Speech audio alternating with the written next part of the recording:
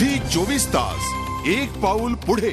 दरम्यान शिवसेना आणि मनसेत आता इनकमिंग आणि आउटगोईंगचा वाद रंगण्याची चिन्ह निर्माण झाली आहेत। अनेक शिवसेनेचे नेते हे मनसेत येण्यास इच्छुक असल्याचं बाळा नांदगावकर यांच्या वक्तव्याचा शिवसेनेनं खरपूस समाचार घेतलाय।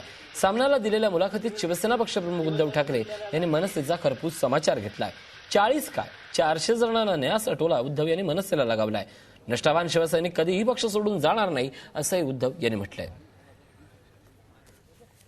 कारण आम्ही पहिल्या दिवसापासून ठरवलं होतं कुठला पक्ष फोडायचा नाही, शिवसेना तर नाहीच, अत्यंत आज तर काय आम्ही पाळली नाही। परंतु उत्तम लोक माझ्याकडे आली, असे खूप लोक याच्या मार्गावर आहेत। 40च काय 400 येणार असतील तरी त्यांना हसत हसत घेऊन जा, पण आम्हाला खात्री आहे एक सुद्धा तुमच्या बरोबर येणार नाही। कारण स्वतःच्या पक्षावरून तुम्ही आमचं चरित्र ठरवू नका।